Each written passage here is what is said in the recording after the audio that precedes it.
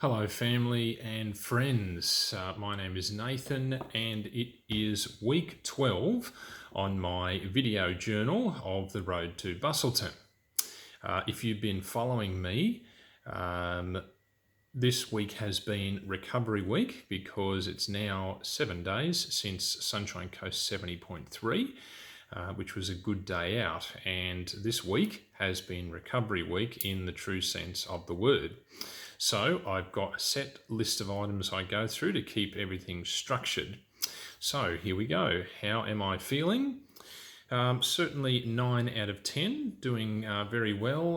The recovery change of activities has been good. My training distances are swimming 8.3k, which is about double from last week and probably where you should be around on a recovery week. My riding distance is 162, which includes my commuting, and my running is at 16.5, which, by the way, was essentially yesterday and this morning. Just 2 runs there. My weight, this week being recovery week where the body starts to feel more human from a race on Sunday at sort of Wednesday and Thursday, certainly more in the legs than anywhere else, and has been averaging around 84, which is up about 1 kilogram. My resting heart rate, which I've been watching as well, is up 1 beat to around 47. So that's averaged over the week, and at the moment it's on 47. So, things I've learnt from the training. So I had a good think about it, and I'm going to say nothing in this category for this week being recovery week. Injuries and niggles. Well, what I noticed through this week, and particularly yesterday and today, is that my hamstrings was still quite tight and heavy. You know, when I say heavy in particular when running, yesterday was a 2-hour ride and then a 6k run. And yeah, I found the hamstrings tight and making the legs feel heavy in that particular area. I've sort of had that on and off, and I noticed it during the race last Sunday and maybe a couple of weeks close to the race, and I think it may have had something to do with going from zone 2 to zone 4 in running, and yeah, perhaps need to be a bit more gradual as we go from zone 2 through zone 3 to zone 4.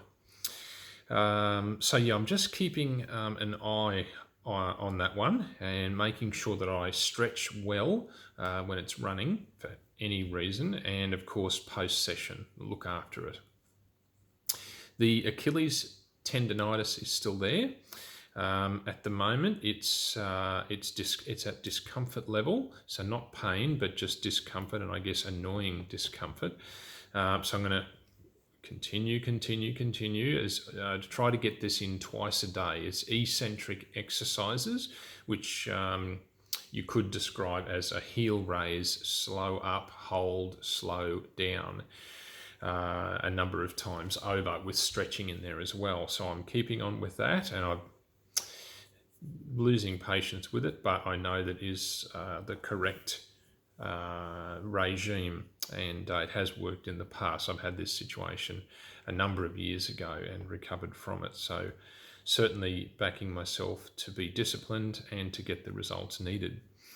Equipment and maintenance. Well, unfortunately, we have quite a bit in this category. Now, I had a situation the week before where I tried to ride home and the glue-on tyre, the extender broke. So it broke off within the tyre, so I had to change that wheel to a tube wheel for the commuting bike. So the good news is I've been able to remove the broken extender from the valve, and now that glue-on tyre is ready to be used. So what I've decided to do there is to take the glue-on tyre off the disc, because it's a little narrower. It's a 22mm, whereas the one I'm talking about just now is a 25mm. So I'm going to put that on the disc, and then I will put the thinner one on the front rim for the race bike. for race time. At the moment, the race bike will stay with tubes, a tube wheel on the front and a tube wheel on the back. Speaking of that, I also had a flat on my 2-hour ride at about 1 hour 15 mark. So that was getting the tyre lever out, replacing the tube and continuing on. So not cool, but good practice to do. So on the race bike, replaced that tube.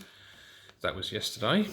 Now also have to replace a tube in the hill climbing road bike. That was a slow leak, so I'll be dealing with that one tomorrow.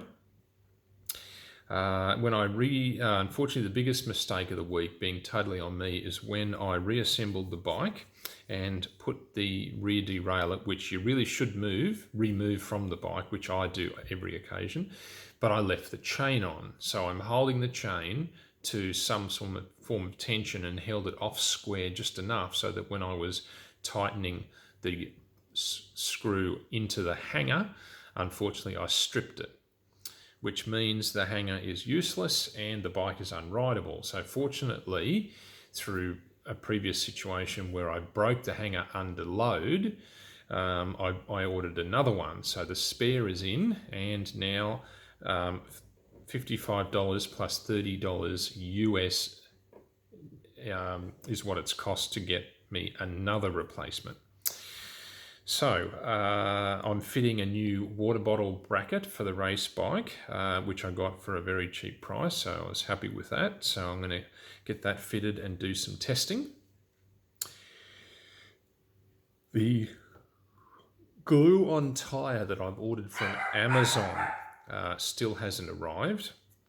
So I have a feeling that it may be quite a while and won't even get here till December. I hope it will. I have no reason to believe that, in fact, apart from checking the order and there's no details in there, and that's how it's been. So I hope it arrives, but we don't hold much hope. Hopefully I'm totally wrong. I need to, in equipment and maintenance, I need to properly clean my hydration vest bladder. I've just been ignoring it because I haven't had to use it, so I'm going to need to do that because I'm going to be using that soon for longer runs. And as I may have mentioned last week, I'm getting a bike fit next Saturday morning. Now, I'm doing that before my 3-hour ride, which is not advisable if you're getting a bike fit because there can be some changes which your body needs to adapt to. So we might play that one by ear. If the changes aren't too astronomical, then riding for 3 hours, everything is likely to be okay. So, but we will be careful because that's something that could hurt you. And if I need to modify that because of the fit, so be it. Long-term health is more important. Achievements and failures. So, like I said, it was a lower week. I had some good swim sessions and I was happy about that, and that's possibly due to lower load on the body, but some very good swim paces. My ride yesterday, even though the flat tyre was in there, was a moderate low speed and then ran off quite fast, but it was quite easy to do, so I was very happy with that run pace. And the failure from the week was obviously refitting my rear derailleur and stripping the hanger. So not happy about that, but that's all on me. The training week ahead, everything looks pretty normal for build week 1. And possibly, as I look over it, the most challenging session is the Thursday 2-hour bike train. Just looking at some of those numbers, hopefully when I'm talking about it next week, it wasn't that much of a challenge, or I was up to it, so we'll see. But that's probably possibly the most challenging one of the week coming. But I'm looking forward to the ride after the bike fit, so that's 3 hours and then running for an hour. Yeah, so if you'd like, if you've got any questions or you'd like to have access to my Garmin data, then send me a request, put something in the comments.